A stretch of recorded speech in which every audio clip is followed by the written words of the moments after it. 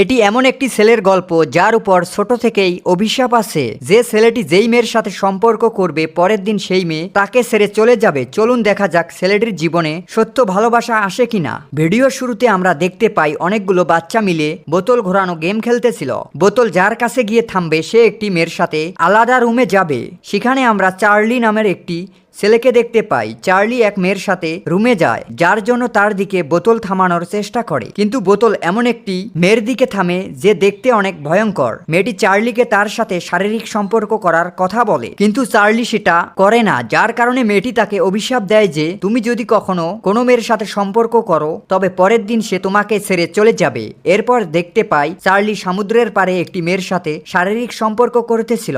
মেয়েটি তাকে বলে তুমি আমাকে কতটুকু ভালোবাসো, যা শুনে চার্লি কোনো কথা বলে না। এর কারণে মেয়েটি তাকে ছেড়ে চলে যায়। পরের দিন চার্লি তার বন্ধু ম্যাক্সের সাথে দেখা করে এবং আগের দিনের কথা তাকে বলে। ম্যাক্স তাকে বলে ভালোবাসার জন্য একটু মিথ্যা বলতে হয়। আসলে ম্যাক্স এবং চার্লি দুজনেই ছিল দাঁতের ডক্টর। চার্লি তার রোগীকে নিয়ে হতাশ হয় কারণ তার কাছে সবসময় বৃদ্ধা লোক আসে। পরের দিন ম্যাক্স এবং চার্লি তার এক্স গার্লফ্রেন্ডের বিয়ে খাবার জন্য যায়, যেখানে চার্লির এক্স গার্লফ্রেন্ড তাকে বলে তুমি হলে লাকি বয়, কারণ তোমার জন্যই আজকে আমার বিয়ে হইতেছে। তখনই চার্লির মনে পড়ে যে মেয়েটি তাকে বলেছিল তোমার সাথে সম্পর্ক শেষ হবার পর সেই মেয়ে একজন ভালো জীবন সঙ্গী পাবে। সেই বিয়েতে একটি মেয়ে আসে যার নাম কেলি। সে দেখতে অনেক সুন্দর। কেলি চার্লির কাছে এসে বসে, যা দেখে চার্লি তার সাথে কথা বলে। চার্লি কেলিকে বলে তুমি কি করো? কেলি বলে আমি বাচ্চাদের দেখাশোনা করি। এরপর চার্লি তার সম্পর্কে কেলিকে সবকিছু বলে। পরের দিন যখন চার্লি তার অফিসে আসে তখন সেখানে 4টি মেয়েকে দেখতে পায়। আসলে কেউ চার্লিকে নিয়ে একটি পোস্ট করেছে